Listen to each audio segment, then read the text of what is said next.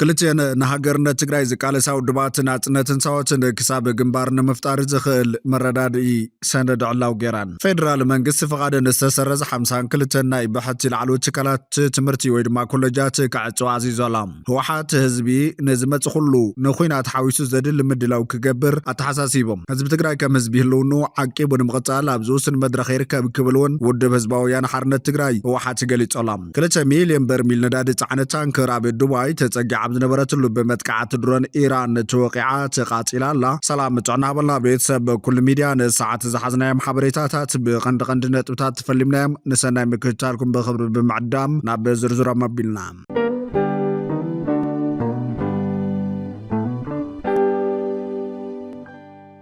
ኣብ ወረዳ እንዳባጉና ብገበን ቅትለት ህፃን ናኡድ ተኽላይ ዝተጠርጠሩ ተኸሰስቲ ፍርዲ ረኺቦም ማእኸላይ ቤት ፍርዲ ዞባ ሰሜናዊ ምዕራብ ትግራይ ወረዳ እንዳባጉና ብገበን ቅትለት ህፃን ናኡድ ንዝተኸሰሱ ውልቀ ሰባት ዕልባት ፍርዲ ሂቦሎም እቲ ቤት ፍርዲ ብቅትለት ህፃን ናኡድ ተጠርጢሮም ንዝተኸሰሱ 6 ተኸሰስቲ ናይ ጥፋተኛታት ውሳነ ብምሕላፍ ቅፅዓት ፍርዲ ከም ዝሃበ ተገሊጹ ብመሰረት ዘቀዳማይ ተኸሳሲ ክብሮም ኣማረ ብሞት ክቕፅዕ ዝፈረደ እንትኾን አንዶም ገብረስላሴ ኣብ ዝየለሉ ብጽኑዕ ማእሰርቲ 25 ዓመታት ከሰተ ደበበን ጸጋይ ነብሶ ወከፎም ብጽኑዕ ማእሰርቲ 23 ዓመት ነቢያት ገብረ ሊባኖስ ብማእሰርቲ 4 ዋርሕ ያሬድ ይፍጠር ብማእሰርቲ 6 ዋርሕ ክቕጽዑ ፈሪዶሎም ነቲ ህፃን ቀቲሎም ብሂወት ዘሎ ብምምሳል ካብ ወላዲት ህፃን ናኡድ ዝተቐበልዎ 600,000 ብር ድማ ናብ በዓልተዋና ክምለስ ማእኸላይ ቤት ፍርዲ ዞባ ሰሜናዊ ምዕራብ ትግራይ ከም ዝወሰነ ሓላፊ ምፅራይ ገበነት ዞባ ኮማንደር ገብረስላሴ ኣማረ ገሊጾም ኣሎም ህፃን ናኡድ ተኽላይ ሓምለ 25 2017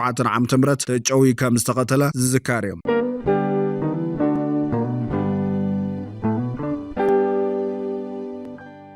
ክልቲአን ሃገርነት ትግራይ ዝቃለሳው ድባትን አጽነትን ሳዎትን ክሳብ ግንባር ንምፍጣር ዘኽእል መረዳድኢ ሰነድ ዕላው ጌረን ኣለዋ ክልቲአን ውድባት ከም ዝበልኦን ምስረታ ሃገር ትግራይ ዘቕንዐ ዕላማ ዝተሓንገጠ ቃልሲ ክልቲአን ውድባት ብናጽላ ክንገብሮ ጽንሕና ብሄራዊ ቃልሲ ናብ ዝሐሸ ብርኪ ውዳበን ምስግጋር እዚ ሰነድ ምፍራምና ዓብይ ትርጉም ኣለዎ ኢለን ኣለዋ እዋኑ ዝጠልቦ ፍሉይ ዕማም ቃልሲ ንምውጋን ይኹን ዕላማ ሃገርነት ትግራይ ክውን ንምግባር ናይ ሓባር ፖለቲካዊ ትካል ምጥያሽ ግድን ግበር ዘሎ ተግባር ምዃኑ ተኣሚንሉ እናተሰርሐሉ ከም ዝጸንሐ ዝሓበራ ዘንውድባት ብምዃኑ እውን እዚ ውሳነ ብጭቡጥ ናብ ተግባር ንምልዋጥ ነዚ ዕማም ዘሳልጥ ናይ ሓባር ኮሚቴ ቆይሙ ኣብ ስራሕ ከም ዘሎም ናብ ማሕበራዊ ሚድያ ዝበተንኦ ሰነድ ገሊጸን ኣለዋ እዚ ኮሚቴ ምስረታ ግንባር ዝጠልቦም ኩሎም ሕጋውን ቅቡላትን ከይድታት ተኸቲሉ ስራሕቱ ኣብ ምስላጥ ዝርከብ ኮይኑ ኣካል እዚ ስራሕ ድማ ብሓፂርዋን ናብ ጭቡጥ ምስረታ ጥሙር ግንባር ዝወስድ ስምምዕነት ሓበራዊ ምርድዳእ ተፈሪሞ ለይለን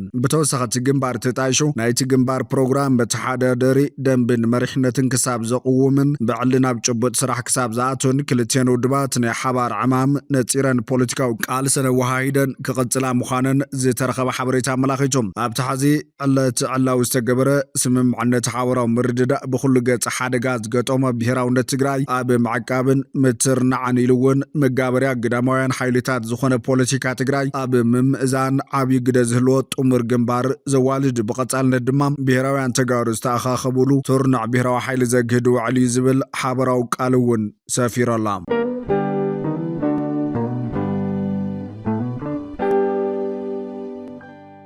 ህወሓት ህዝቢ ንዝመጽ ሁሉ ንኹናት ሓዊሱ ዘድል ምድላው ክገብር ተሓሳሲቦም ህዝቢ ትግራይ ከም ህዝቢ ህልውኑ ዓቂቡ ንምቕጻል ኣብ ዝውስን መድረኽ ይርከብ ክብል ውድብ ህዝባውያን ሓርነት ትግራይ ህወሓት ገሊጾላ ሰሙናዊ መልእኽቲ ብዝብል ውድብ ህዝባውያን ሓርነት ትግራይ ህወሓት ኣብ ዝሓለፎ መልእኽቲ ብሞትን ስቃይን ህዝብና ዘያዓግቡ ጆኖሳይዶራት ንዝሓለፉ ዓመታት ብዝፈጸምዎ ኩሎም መልክዓት ጆኖሳይድ ከይተናስሖም ሓዚ እውን ንኻሊእ ዙር ደማዊ ኩናት ኣብ ምድላው ከም ዝርከቡ ፀሓይ ዝወቕዓ ሓቂ ክብል ሓቢሮላ ነዚ ዝሓስብዎ ዘለዉ ካሊእ ዙር ደማዊ ኩናት ንምምችቻው ድማ ህዝቢ ትግራይ ብማሕበራዊ ኢኮኖሚያዊ ዓቕምታቱ ብምድኻም ሓድነቱ ሸርሽር ክዓርሱ ዘይከላኸል ህዝቢ ንምግባር ሰፊሕ ወፍሪ ሓንፂጦም ይሰርሑ ኣለዉ ዝበለት ውድብ ስለዚ ማሕበረሰብ ዓለም መንግስቲ ኢትዮጵያ ስምምዕ ፕሪቶሪያ ብምጥሓስ ዝገብሮ ዘሎ ወተሃደራዊ ምንቅስቓስ ኣንቢርዎ ዘሎ ዕፅዋን ክባን ከምኡውን ንመሃያ ሰራሕተኛ ሓዊሶም ክልከላ በጀት ቁልዕ ዓዋጅ ካሊእ ዙር ኩናት ምዃኑ ብምርዳእ እጃሙ ክዋፅእ ንጽውዕ ኢሎም ብሰንኪታ ኣብ መንጎ ህወሓትን ማእኸላይ መንግስትን ዝተፈጠረ ፍሕፍሕ ናብ ትግራይ ዝላኽ በጀት ካብ ዝቋረጽ ኣዋርሕ ከም ዝቆጸረ እዩ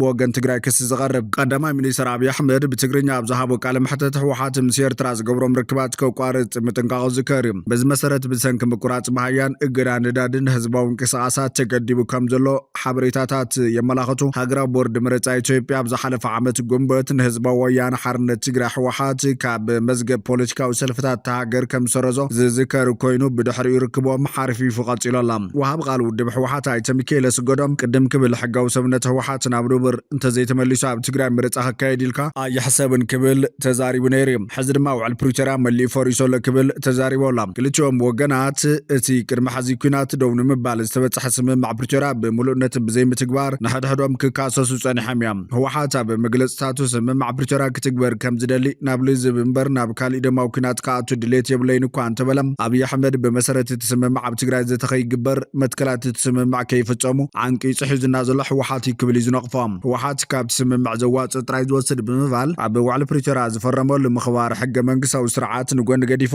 ሕጊ ሃገራዊ ምርጫ ንጎኒ ገዲፉ ከምቲ ጭጉራፍ በዓል ወቂዓ በዓላት እውይ ዝበሃል በዓሉ ካብ ሕጊ ወፃኢ ኮይኑ ከበቃዕ ነዚ ዳግም ግጭት ንምልዓል መምኽኔታ ይገብረሉ ክብል ዝገልጽ በጀት መንግስቲ እናመንዛዕ ቀለብ ዕጡቋት ይገብር ህዝቢ ካብ ልምዓትን ወፍርን ክርሓቕ ይገብረሎ ወርቅን መዓድናትን ትግራይ እናመዝመዘ መግዝእ ጽዋር ይገብረሎ ክብል ኣብይ ኣሕመድን ምምሕዳርን ክኸሱ ጸኒሖም እዮም።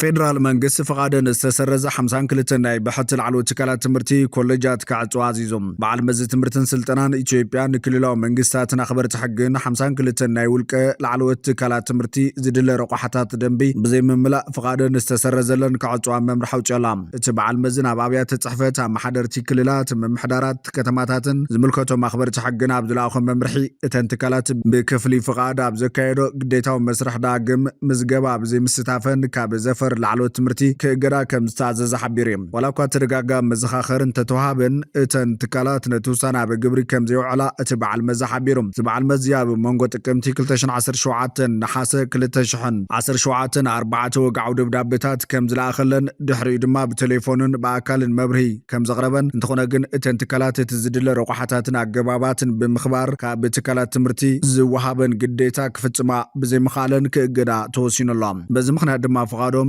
ከም ዝተሰረዘ ሓቢሩ። እቲ በዓል መዚ ዝምልከቶም ሰበስልጣን ዜጋታት ከይጎድኡ ኣገልግሎት ላዕለዋይ ትምህርቲ መሃብ ከቋርጹ ከገድድዎም ኣተሓሳሲቡ እዩ። ብዘይ ሕጋዊ ፍቃድ ስራሕ ምቕጻል ንተምሃሮ ክጎድን ፅሬት ትምህርቲ ከጉድልን ከም ዝኽእል እውን ኣጠንቂቑ። ምምሕዳር ክልል ኮሚሽናት ፖሊስ ቢሮታት ፍትሕን ቢሮታት ንግድን እውን በተን ትካላት ክበጽሕ ዝኽእል ጉድኣት ብምጥራይ ጉቡእ ሕጋዊ ስጉምቲ ክወሰድ እውን እቲ መምርሒ ፀዊዑ ኣሎ። ስጉምቲ ኣካል ናይቲ በዓል መዚ ኣብ ልዕሊ ውልቀ ላዕለዎት ትምህርቲ ወይ ድማ ኮሌጃት ዘለዎ ክትትል ንምሕያልን ሃገራዊ ደንብታትን ምትግባርን ዝገብሮ ዘሎ ቀጻሊ ጻዕሪ ምዃኑ ይሕበር። ስጉምቲ ዝውሰድ ዘሎ መጠን ምዝገባን ተሳትፎን ተምሃሮ ዩኒቨርሲቲ ኣብ ሃገራዊ ፈተናታት ኣዝዩ እናነክያ ኣብ ዝኸደሉ ዘሎ እዋን እዩ። ኣብ ሃገራዊ ፈተና 12 ክፍሊ 2017 581,905 ተምሃሮ ነቲ ፈተና ዝወሰዱ ኮይኖም ካብዚኦም እቶም 48,929 ወይ ድማ 8.4 ጥራዮም ናይ ምሕላፍ ነጥቢ ረኺቦም። እዚ ቁጽሪ ምስቲ ኣብ ዝሓለፈ ዓመታት ዝተረኣየ በዝሒ ምሕላፍ ተምሃሮን ውድቀት ተምሃሮን እንትነጻጸር እንከሎ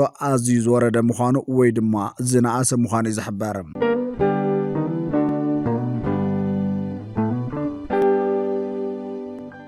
2 ሚሊዮን በርሚል ነዳዲ ጻዕነት ታንከር ኣብ ዱባይ ተጸጊዓ ኣብ ዝነበረትሉ ብመጥቃዕቲ ድሮን ኢራን ተወቂዓ ተቓጺላ። ብዘይካዚ ድሮን ኢራን ትማል ኣጋምሸት ኣብ ከተማ ሻርጃ ንቤት ጽሕፈት ምምሕዳር ቴሌኮሙኒኬሽን ትራያ ዕላማ ከም ዝገበረት ንሰብ መዚ ኢምራት ጠቒሶም ዝኾኑ መጉዳእቲ ከም ዘይተመዝገበ ግን ሓቢሮም። ኣብ ስዑድ ዓረብ ካብ ዝወደቐት ድሮን ዝተፈጠረ ስኩጆ 6 ኣባይቲ ተሃስዮም ዝኾነ ሰብ ግን ከም ዘይተጎደ በዓል መዚ ምክልኻል ሲቪል እቲ ሃገር ኣብ ዘውፅኦ መግለፂ ሓቢሮሎም። ሰራዊት ኩዌት እውን ሎሚ ንግሆ ኣብ ላዕሊ ግዛቱ ንዝፍጸም መጥቃዕቲ ድሮናትን ሚሳይላትን ይዓግት ከም ዘሎ ኣፍሊጦም። ከምኡውን ኣብ ዱባይ ኣጋዋጋሕታ ካብ ዝተዓገተ ሚሳይል ዝወደቐ ስብርባር ባርዕ ተላዒሉ ኣሎ። ኣብ ከባቢ ኣልባድያ ኣብ ጥቓ ሓደ ነበርቱ ገዲፎሞ ዝኸዱ ገዛ ብሰንኪ ዘጋጠመ ፍጻመ ኣብቲ ከባቢ ዝነበሩ 4 ሰባት ከም ዝቆሰሉ ቤት ጽሕፈት ሚድያ ዱባይ ሓቢሩ ኣሎ። ቀዳማይ ሚኒስትር እስራኤል ቤንጃሚን ኔታንያሁ እቲ ኩናት ሸሓት ኣባላት ሓለዋ ሱራ ኢራን ከም ዝቐተለን ሃገሩን ኣሜሪካን ኢንዳስትሪ ጽዋር ንምውዳእ ንባዕሉ ሙሉእ ትካል ኒኩለራዊ መደብን ምድምሳስ ቀሪበነሏ ክብል ገሊጾም ኣብ መላእቲ ዞባ መጥቃዕታት ይቕጽለሎ ሓይልታት ምክልኻል እስራኤል ካብ ኢራን ናብ እስራኤል ገጹ ዝተወንጨፉ ሚሳይላት ድሕሪ ምልላይ ኣብ ሰዓታት ኣብ ልዕሊ ቴህራን ሓድሽ ማዕበል መጥቃዕቲ ከም ዝተጀመረ ሓቢሩ እዩ ኣብ መላእ ወሽመጥ ዓረብ እውን መጥቃዕታት ቀጺለሎ ኣብ ዱባይ ሓዊሱ ሰበስልጣን እቲ ሃገር ድሕሪ መጥቃዕቲ ድሮናት ኢራን ሓንቲ ታንከር ነዳዲ ከም ዝተቃጸለት ይገልጾም ኢራን ኣብ መጻብቦ ሆርሙዝ ክፍሊት ክትገብር መደበለዋ ኮሚቴ ፓርላማ ኢራን ኣብቲ መጻብቦ ኣብ ልዕሊ ዝሓልፋ መራኽቢ ክፍሊት ንምስላዕ ዝተሓሰበ መደብ ከም ዘጽድቆ ምስ እስላማዊ ሓለዋ ሱራ ኮር ዝተኣሳሰር ማዕኸን ዜና ፋርስ ሓቢሮም ብመሰረት ውጥን መራኽቢ ኣሜሪካን እስራኤልን ከምውን ካልኦት ኣብ ልዕሊ ኢራን ኣብ እገዳ ዝተሳተፈ ሃገራት በቲ መጻብቦ ከይንቀሳቐሳ ክኽልከላየን ጸሓፊ ጉዳያት ወጻኢ ኣሜሪካ ማርኮ ሩቢዮ መጻብቦ ሆርሙዝ በዚኹን በቲ ዳግማይ ክኽፈት ይብል ብመሰረት ጸብጻብ ዌል ስትሪት ጆርናል ትራምፕ ዋላ እውን መጻብቦ ሆርሙዝ ብሰፊሑ ተዓጸምበር አንጻር ኢራን ዝካየድ ዘሎ ወተሃደራዊ ወፍሪ ከብቃዕድሉ ምዃኑን ተሓጋገዝቱ ገሊጾሎም ብዛዕባ እቲ ብጸሓፊ ጉዳያት ወጻኢ ማርኮ ሩቢዮ ዝተዋሃበ መጻብቦ ሆርሙዝ በዚኹን በቲ ክኽፈት እዩ ንዝበሎ መብርሂ ክህበሉ ተሓቲቱ እዮም ፕሬዚዳንት ኣሜሪካ ትራምፕ ዋላ እኳ መጻብቦ ሆርሙዝ ብዝሰፍሐ ክፋሉ ተዓጽኑ ስግነት አንጻር ኢራን ዝግበር ወተሃደራዊ ወፍሪ ደው ከብል ከም ዝደሊ ንመሳርሕቱን ኣማኸርቱን ገሊጹሎም ኣሎ ክብል ጋዜጣ ዌል ስትሪት ጆርናል ቃሊሕሎም እቲ ጋዜጣ ንሰበስልጣን ምምሕዳር ዋሽንግተን ጠቒሱ ከም ዝሓበሮ ነተወሳኒ ሙያዊ መስመር ዝኾነ ሆርሙዝ ንምኽፋት ዝግበር ወተሃደራዊ ተልእኾ ነቲ ግጭት ካብ ዝተሓሰበ ግዜ ብ4 ክሳዕ 6 ሰሙናት ከናውሖ ከም ዝኽእል ፕሬዚዳንትን ተሓጋገዝቱን ገምጊሞም እዮም ይብል ኣብ ክንዶ ኣብ ሓይሊ ባሕርን ሓይሊ ሚሳይላትን ኢራን ከቢድ ጉድኣት ወሪዱ ብዝብል ገምጋም ነቲ ሕዚ ዝካየድ ዘሎ ውግእ ኣብ መወዳእታ ንምብጻሕ ይሕሰብ ከም ዘሎ ንኢራን መስመር ዳግማይ ንምኽፋት ብዲፕሎማስያዊ መንገዲ ጸቕጢ ክገብር ከም ዝሓይሽን ኣብ ዝብል ሓሳብ ምብጽሑ ይገልጸሎም